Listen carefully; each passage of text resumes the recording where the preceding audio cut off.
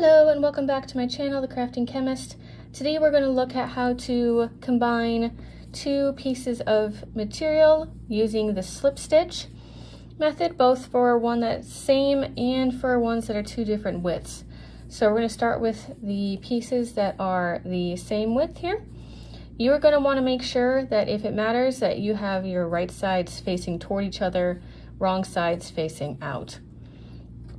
And so I'm going to grab my yarn here with a slip stitch here, and I'm going to start off by going through the top loops of my starting point that I'm needing to join, which is the first stitch here. So as you can see that, I'm going to yarn over and pull through both pieces. I got two loops. I'm going to pull through one, leaving me with one stitch. I'm going to do that all the way across. So go through the top two on this side, which I apparently missed. Go through top two. There we go. Do the top two. Yarn over, pull through both. Slip stitch. Yep, and I'm just going to keep doing that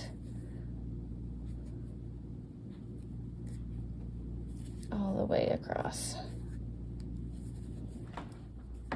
When you have gone all the way across, or at least finished the part that you are joining, you are going to fasten off. And your seam should look something like this. All right, so pretty straightforward. Combining these together. Now let's look at how to combine something that's smaller with something that's a bit wider and how to make that work. So when I have something that's a bit longer, I want to make this work. I sometimes would find it easier if I were to pin the edges together, just to start to be able to do the process of easing it in. If any of you guys do sewing and have ever had to ease in a sleeve, it's going to be a similar process. So you can see there's a bit of a bulge because this is about 4 stitches wider. I'm going to stretch it, ease it in to make it as flat as I can, which for this works pretty well. I'm going to put in a couple more pins here to hold it in place.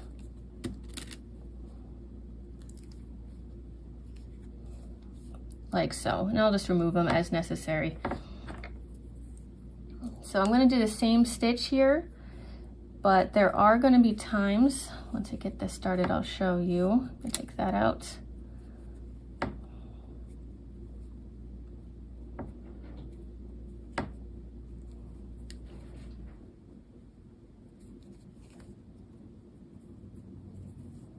And do my slip stitch as before.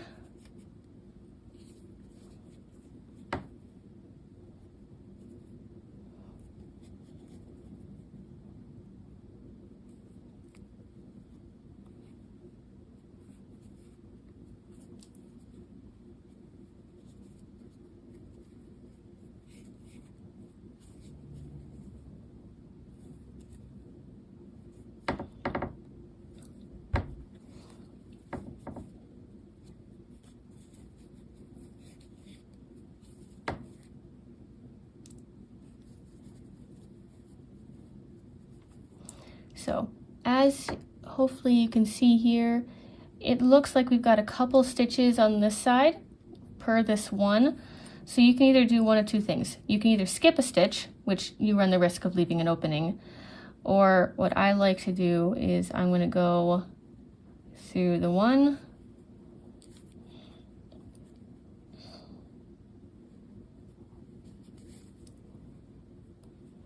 and the other one here. You could tell what I did there, so just to show that again, it's kind of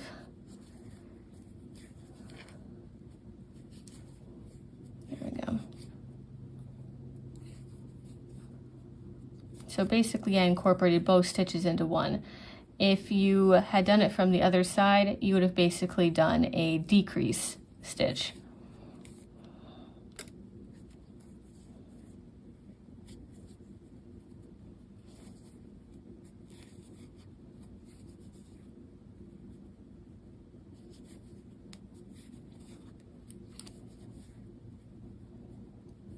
you want these stitches when you have to do a decrease to be a little bit more spread out, just so that everything's just evenly spaced. Here, I'm going to do that again here. And once you have gone all the way across, you can fasten off.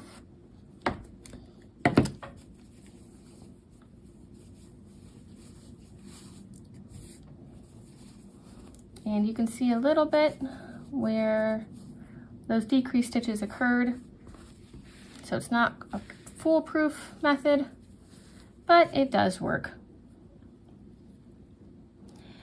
And that is how I would do the slip stitch seams here to join two things together. Thank you for watching, and I hope that you have a great day. Please like and subscribe for more videos. Bye!